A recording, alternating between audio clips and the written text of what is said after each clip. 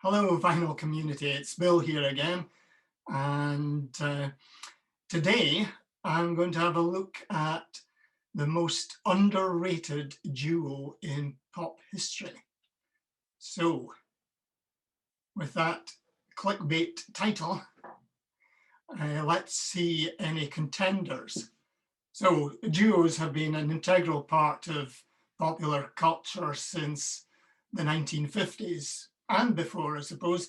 But in the 1950s, we had Don and Phil, and they'd sang some wonderful duets, some of them written by Boudleaux Bryant and his wife Felice. So you had Bye Bye Love and Wake Up Little Susie. Great pop duo or rock and roll duo or ballads duo. There is some rockers as well, but I don't want to speak about them today. In the 60s, you also had Tom and Jerry, later to be known as Simon and Garfunkel, Paul Simon and Art Garfunkel. So they had a phenomenal success, and then they split because Art was getting all the adulation for this song, the title song, Bridge Over Troubled Waters. I think Paul Simon was a bit jealous of that, but he was the great songwriter, and his legacy is second to none. I'm not going to speak about Simon Garfunkel. Moving on to the 70s, we had fellow Aberdonian Annie Lennox with Dave Stewart, and they had some fantastic hits such as There Must Be an Angel Playing With My Heart and Sisters Are Doing It For Themselves. I'm not going to speak about them either. Sweet Dreams Are Made of This. What about an electronic duo, Pet Shop Boys? They had some great hits with Shopping and You Were Always on My Mind. And yeah, they've had a string of great albums and some fantastic top 10 singles as well. So you keep thinking, who's this underrated duo? Could it be Yazoo with Alison Moyet and Mr. Clark? Goodbye 70s. Fantastic album cover, this. But no, it's not Yazoo, although I would say they were maybe underrated as a duo. And of course, I've already spoken about White Stripes and Jack White in another of my videos. But yeah, this one has the mega hit of Seven Nation Army. Great gate leg cover as well. Fantastic list of songs on this album. But yeah, White Stripes are phenomenal. So they had lots of hits. But the duo that I'm going to speak about today had 25 singles, 4 for Decca from 1958, including some of those were released on 78 RPM records. Then they had 15 EPs, all on the Columbia record label from 1960 to 68. And then they had 11 LPs, one for Columbia in 1963, 9 for that great label Music for Pleasure between 1968 and 75, and 1 for Telstar. So who are this underrated duo? Well, of course, they are Pinky and Perky. Now, I don't know if you knew this, but Pinky was always dressed in red clothes and Perky was always dressed in blue. So this mono EP has got tracks such as The Teddy Bear's Picnic, The Rocking Horse Cowboy, and I've Got Sixpence. As well as on the A side, we had The Ugly Duckling and Me and My Teddy Bear, and How Much Is That Doggy in the Window. Pinky and Perky, of course, had lots of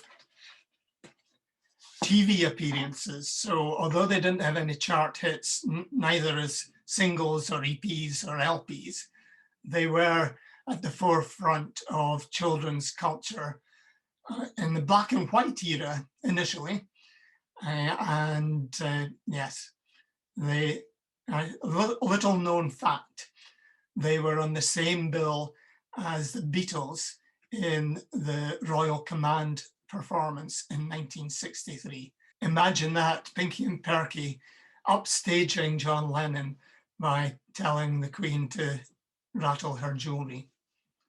But in this video, there is an economy of truth, but I think you might be able to tell when I'm telling the truth and when I'm telling some porkies or porky pies, lies, and bending the truth.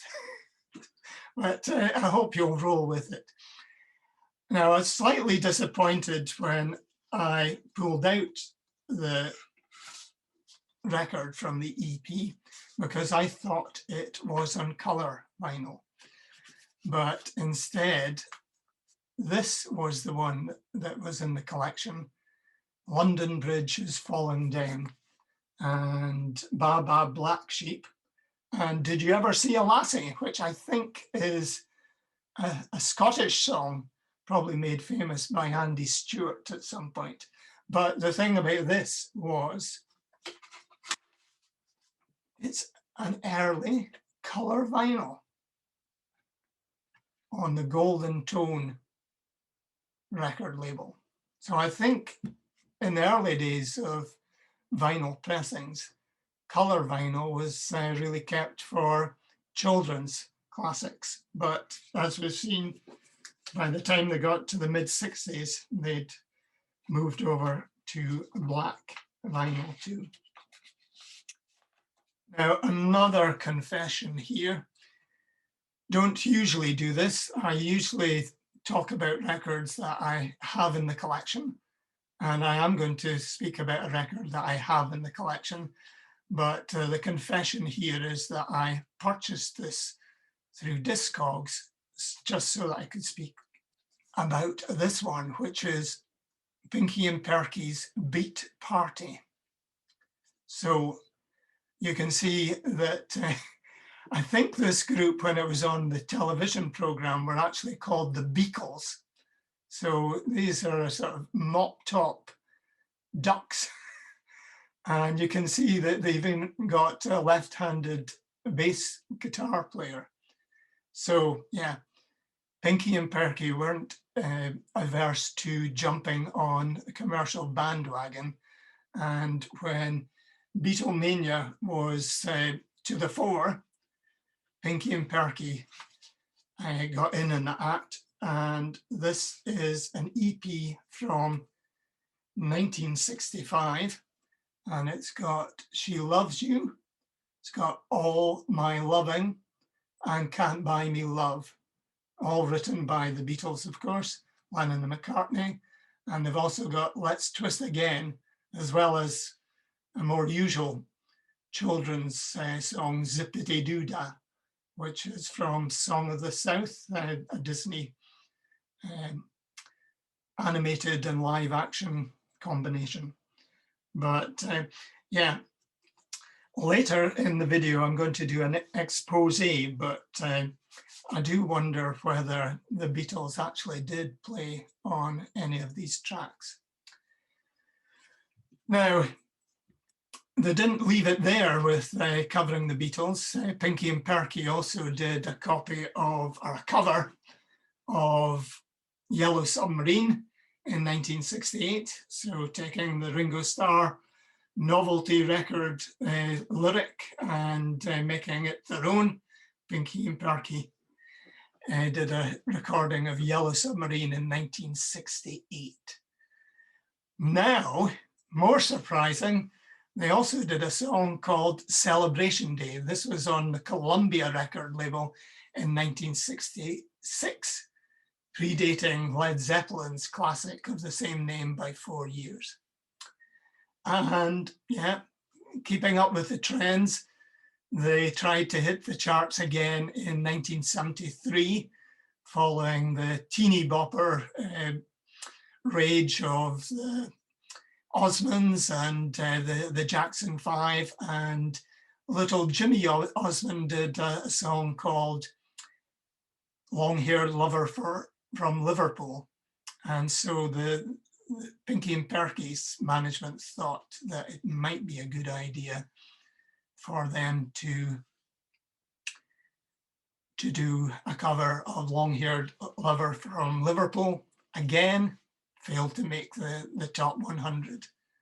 So that's why I think Pinky and Perky were one of the most underrated duos, although their television career is probably better than the television career of the other acts that I mentioned in the introduction.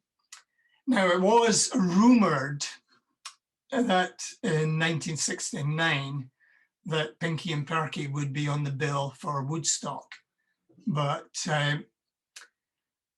they were a little bit frightened because they didn't want to go to Yasgur's farm and land up with the livestock, so they declined, even though they were promised a helicopter to take them to just behind the stage, and that they wouldn't be anywhere near any other livestock in the area.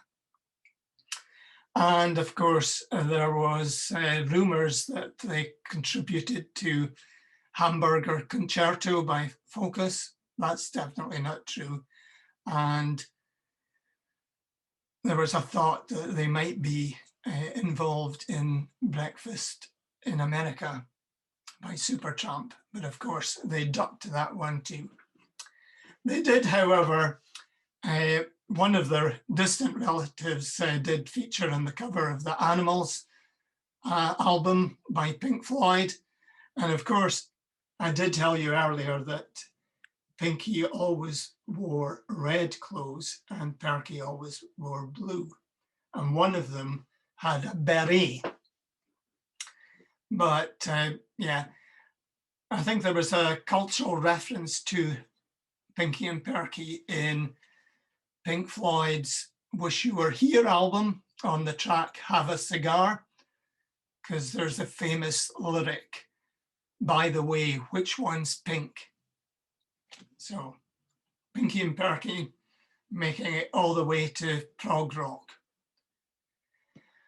In 2008, they had a comeback. I think they left the television screens in the early 70s, but they had a comeback and they went digital on the CBBC or CBeebies channel, the children's channel for the British Broadcasting Corporation. So they did have a little bit of a comeback in the mid-2000s. And then, of course, there was a rumor that they were going to do a collaboration with Lady Gaga, but that came to a swift end following Lady Gaga's appearance on the 2010 MTV Video Music Awards when she wore that dress. So Perky was a bit upset by that. And he vowed that even though it was a lucrative offer, he would never work with Lady Gaga. So anything else that I can tell you about Pinky and Perky? There was a rumor that following Elvis's death, that Colonel Tom Parker would go on to manage Pinky and Perky, see if he could give them the commercial success that they deserved. But this time it was Pinky that objected. He didn't want to be anybody's puppet. And he was particularly upset at some of the dodgy deals that Colonel Tom Parker had done. For example, in 1973, he sold rights to 700 of Elvis's songs. From that deal, Colonel Tom Parker made a reported $6.2 million, whereas Elvis's share of that was only $4.6 million. So yeah, Pinky and Perky wanted to have nothing to do with a man of dubious honor such as Colonel Tom Parker, because they'd also heard of, before he'd managed Elvis, he used to do these shows where he would get chickens to dance. But the upsetting thing was that they were on some sort of hot plate, which made the chickens dance. So Pinky and Perky just wouldn't have anything to do with a chap like Colonel Tom Parker. Pinky and Perky did have their rivals in the children's market as well. There was also Basil Brush, and in 1984, Pinky and Perky were really upset when the toy dolls took Nellie the elephant into the top 10. They thought, how dare you do that?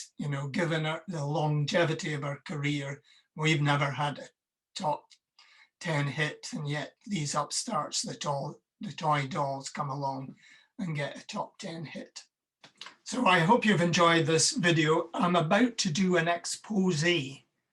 So if you want to preserve your childhood memories, I would suggest you turn off the video now. Otherwise, I'm about to explain some of the success behind Pinky and Perky's non-hit records. The titled characters, Pinky and Perky, according to Wikipedia, are a pair of anthropomorphic puppet pigs. So they're not real. They're named Pinky and Perky, who were originally going to be called Pinky and Porky, but there was a name with registering Porky as a character name. This was solved by Margaret Potter, the wife of their producer, Trevor Hill, who also discovered them, when she woke up one night announcing, I've got it, Pinky and Perky. So the puppets were created by Czechoslovakian immigrants, Jan and Vlasta Talibor. They sang and spoke in high-pitched voices. So here's the expose. The high-pitched voices were created by replaying the original voice recordings at twice the original recorded speed. The vocals were sung by Mike Sams, while the backing track was played at half the normal speed. So let's listen to some of the Pinky and Perky records, both at speeds 33 1/3 and at the proper 45 RPM. So firstly, slowed down to 33 1/3 RPM.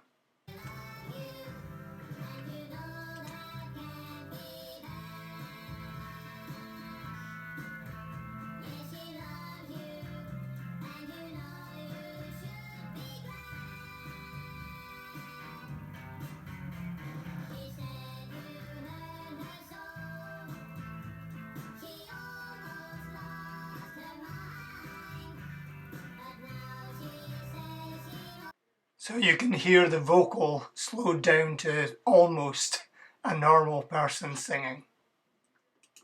And now we'll play another track at 45 RPM.